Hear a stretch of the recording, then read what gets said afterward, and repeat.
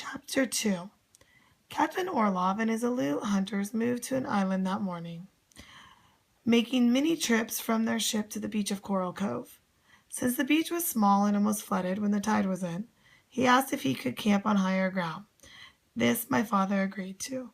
Perhaps I should tell you about our island so you will know how it looks and where our village was and where the Aleuts camped for most of the summer. Our island is 2 leagues long and 1 league wide, and if you were standing on one of the hills that rise in the middle of it, you would think that it looked like a fish, like a dolphin lying on its side with its tail pointing toward the sunrise, its nose pointing to the sunset, and its fins making reefs in the rocky ledges along the shore. Whether someone did stand there on the low hills in the days when the earth was new and, because of its shape, called the island of blue dolphins, I do not know. Many people live in our seas, and it may be from them that the name came. But one way or another, this is what the island was called. The first thing you would notice about our island, I think, is the wind. It blows almost every day, sometimes from the northwest and sometimes from the east, once in a long while out of the south. All the winds except the one from the south are strong, and because of them the hills are polished smooth and the trees are small and twisted, even in the canyon that runs down to Coral Cove. The village of the Galots lie east of the hills on a small mesa near Coral Cove and a good spring. About a half league to the north is another spring, and it was there that the Aleuts came up with their tents, which were made of skins and were so low to the earth that the men had to crawl into them on their stomachs. At dusk we could see the glow of their fires. That night my father warned everyone in the village of the Galots against visiting the camp. The Aleuts come from a country far to the north, he said. Their ways are not like ours, nor is their language. They have come to take otter and give us our share in many goods, which they have and which we can use. In this way we shall profit, but we shall not profit if we try to befriend them. They are people who do not understand friendship. They are not those who were here before, but they are the people of the same tribe that caused trouble many years ago. My father's words were obeyed. We did not go to the Aleut camp, and they did not come to our village. But this is not to say that we did not know what they did, what they ate, and in what way they cooked it, how many otter were killed each day, and the other things as well, for someone was always watching them from the cliffs while they were hunting, or from the ravine when they were in camp. Rommel, for instance, brought news from Captain Orlov. In the morning when he crawls out of his tent, he sits on a rock and combs until the beard shines, like a cormorant's wing, Rommel said. My sister Eulape, who was 2 years older than I, gathered the most curious news of all. She swore that there was an Aleut girl among the hunters. She dressed in skins just like the men, Eulape said, but she wears a fur cap, and under the cap she has thick hair that falls to her waist. No one believed Eulape. Everyone laughed at the idea that hunters would bother to bring their wives with them. The Aleuts also watched our village, otherwise they would not have known about the good fortune which befell us soon after they came. It happened in this way. Early spring is a poor season for fishing.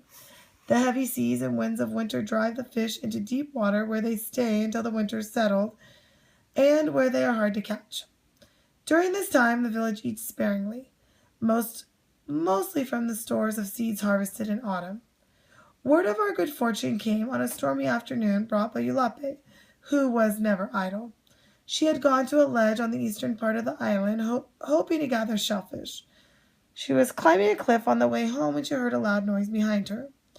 At first she did not see what had caused the noise. She thought it was the wind echoing through one of the caves, and was about to leave when she noticed silvery shapes on the floor of the cove.